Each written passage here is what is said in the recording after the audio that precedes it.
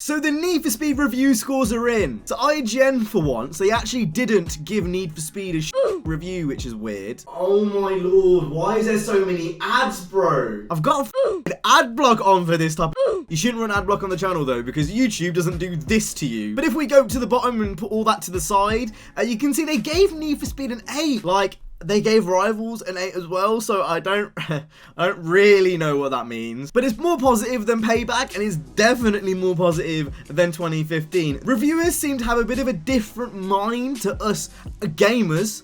Hardcore gamers, may I add. So we're just going to read the verdict, because I have not got time. I don't know who actually reads reviews nowadays, like we're in 2019. And that looks awful, by the way. Whoever made that needs to be disgraced of themselves. Verdict! Heat doesn't always sizzle, but it's definitely hotter than I expected. This is easily the most impressive Need for Speed game in many years. And you know what, Luke Riley? You honestly do talk a lot. 8 is a right score. I don't think 8 is a bad score. I think 8 is what the game deserves. But they're giving 8s to the game for the wrong reason. No one's talked about bare bones multiplayer. No one's talked about the lack of endgame, the lack of content, the lack of customization. They're all basically saying The game feels a bit lifeless. They're just basically giving the scores for the wrong reasons. And it's like this every single time with every Need for Speed game. It was the same with Payback. It was the same with 2015. But you know what? The score is right in my eyes. That is, your opinion is right. It's not wrong. So let's go ahead and move on to some more wrong opinions, shall we? Can't quite capture the glory of the series PS2 heyday. Okay, so you want me to disable ad block just for you to bombard me with ads so I can't actually see what I'm looking at anyway? And look, it's already happening and I've got ad block on! Right, so they've given the game 3.5 stars out of 5. They've said, solid, fast and controllable driving. I don't even necessarily agree with that. I think the drift handling's shit. Samey gameplay that rarely excites. I don't know what that means because... Did they give Forza anything for samey gameplay? The game gets progressively less fun. I don't know what that means. So they didn't give Forza anything. Right, Game Radar, I'm not signing to your inbox. We're not in 2003 anymore. The nighttime racing in Need for Speed Heat is quite easily the most intense form of racing gameplay I've experienced in the past 5 years. And I'm not just saying that. I don't understand what that means. Right, let's scroll down to the bottom. Can't disguise the tired story and simplistic driving. Again, that's not the problem with this game. Has anyone mentioned PvP? Not one mention of multiplayer or PvP. Bruh. No, not in this review. They've not mentioned PvP. Wait, did the IGN one do it? Right, so we're going to multiplayer. No. Bruh. How did they not mention multiplayer once in their review of a game that is... I don't understand. No, did they mention PvP? Bruh. Oh my god, bro. How are these reviewers getting paid to do this? You didn't mention multiplayer once. What the fuck? Sufficient, but not necessary?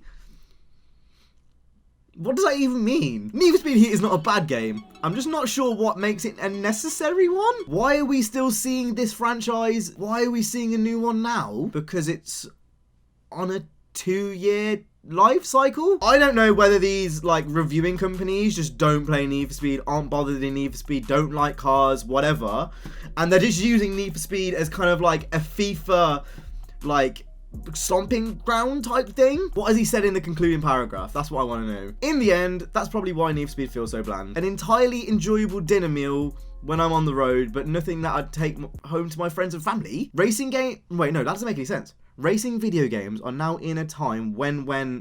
Bro, they didn't even spell check. They didn't even spell check the fucking article. God, bro.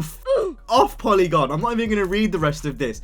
Go send Polygon a bruh. This is what I mean, bro. How can you even... They didn't even spell check your... If you can't even be bothered to spell check your article, cough.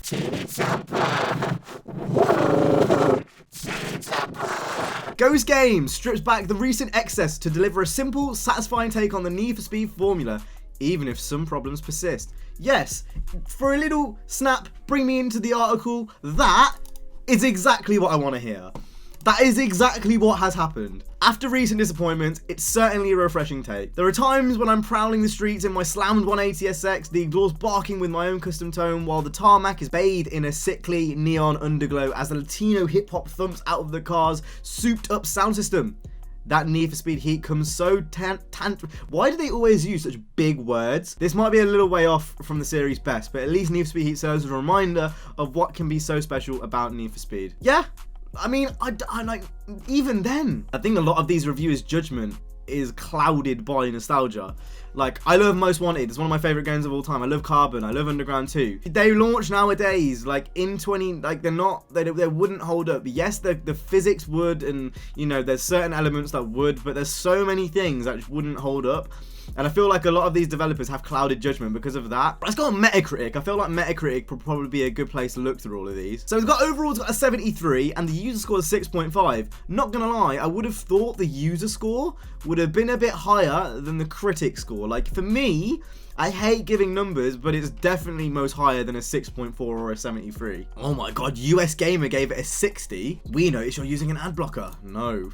Off, bruv. You can tell this is already one of those websites that is just gonna bombard me with ads. Yep, look at that. Yep, there we go, Death Stranding. I get it. I'm probably not gonna buy it. Need for Speed Heat is a conglomeration of Need for Speed's past. A little like Payback, a little like Rivals, a little like Hop Shoot, a little like Underground. These results are a good foundation to build upon, but where AI issues, a lack of variety in events, and some poor tuning in cop chases means it can't be great. This guy definitely got busted a few times. Again, that's not the problem with the game. Like, the cop chases are great, you know, the AIs, I get that, but the lack of variety in events, like, I can almost guarantee all of these people that are saying this gave Forza a 4 out of 5 or a 5 out of 5, but Forza has an even greater lack of variety of events. You know, the difference between Need for Speed and Forza, I'm going to make a video on this, but the difference between Need for Speed and Forza is polished to a T. There's no problems with that game. You're never going to have crashes, PC stutters. I've not seen one review here talk about the PC problems and the stuttering issues and the lack of optimization. But the one thing Need for Speed does heaps better than Forza is the actual gameplay. Like,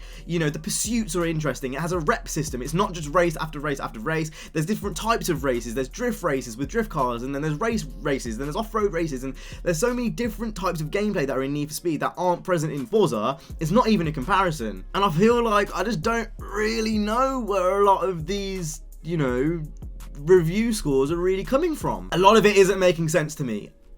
Again, I wouldn't trust reviewers for the basic reason it doesn't seem like a lot of them play racing games. It's a bit different, you know, when it's like you know, Death Stranding or, you know, COD or whatever, because, you know, everyone plays those games. But racing games, they're a bit of a niche market. You know what? Don't even necessarily listen to me if you don't want to.